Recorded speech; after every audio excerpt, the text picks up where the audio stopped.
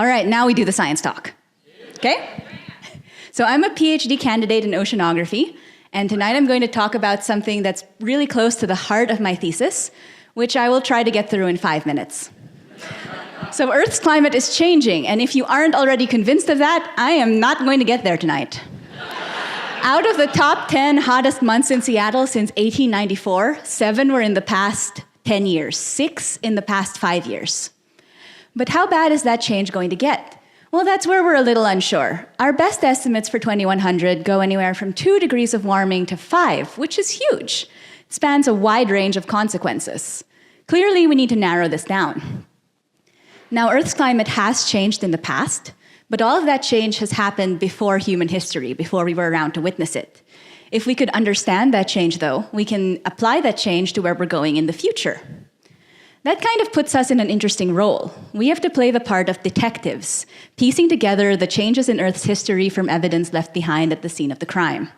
We assume the laws of physics and chemistry stayed the same, hopefully, and we look for things that did survive throughout the ages. So traditionally, we look for that evidence in ice cores in Greenland and Antarctica. The deepest parts of these ice sheets can have ice that formed millions of years ago, and that ice actually traps air in it when it forms. So we can get atmospheric samples from that time. We get at this ice by taking ice cores, which is a great way of getting at global averages, but really doesn't tell you that much about regional scales. And you guys didn't come here to hear an ice core talk. So where do we go if we want to talk about regional scales? Because most of us don't live at the poles. Well, I'm an oceanographer, so spoiler alert, I'm going to go to the ocean, and I'm going to talk about evidence that's hidden beneath the seafloor in the sediments. Tonight, I'm going to introduce the stars of our show. They're these little plankton called foraminifera, and they are called forams for short. They make a shell, and they live in both the surface of the ocean and in the deep, so 2 different kinds. And they are really useful for this study because they make a shell. So unlike ice cores, forams can be found all over the world. So the plot I'm showing you is just from one study that tried to look at forams from all over. So you can see that these guys live anywhere from the equator to the poles to everything in between. I mentioned forams have a shell. Because that shell is made up of a hard mineral called calcite, when they die, that shell sinks. So they're floating in the ocean, they die, the shell sinks, it ends up in the sediments.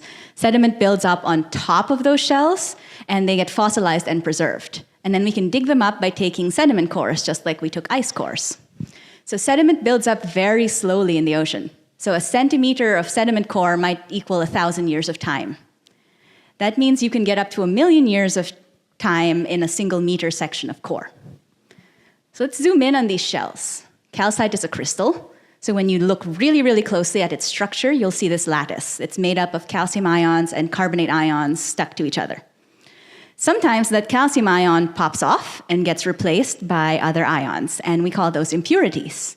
Those are really useful. For example, the amount of magnesium in the shell directly relates to temperature. So as temperature goes up, the more magnesium gets in the shell.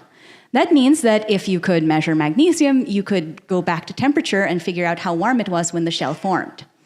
In practice, what that means is someone like me goes into a lab, there's also a bunch of shells, puts them in a machine like the one behind me, figures out how much magnesium is in them, and relates that back to temperature. So the plot I'm showing you is one of the earliest plots of someone doing this work. You can see that the foram data on top has a little bit more information in it than the ice core data on bottom, and that's because these are tropical forams. But temperature is only one of the things we care about when it comes to climate change, so show of hands, how many of you guys have heard of ocean acidification? OA is like climate change's evil twin. So as more CO2 gets put into the ocean gets more acidic. We can use forams to talk about past OA too, but before we do that, we're going to review some basic chemistry. So an atom has 3 parts, protons, neutrons, and electrons. Most atoms have the same number of protons and electrons, but the number of neutrons can change. So an atom with different numbers of neutrons is called an isotope. Boron has 2 isotopes, boron 10 and boron 11. And as it turns out, the amount of boron 11 in the shell is actually related to pH. So as pH goes up, boron 11 goes up. Measure the amount of boron 11, and you can go back and measure pH. So these are just 2 things which are a sampling of many things that are out there. Scientists have come up with a lot of really cool ways to use this small organism to understand past changes, and many more are constantly being developed. Thank you guys for your time.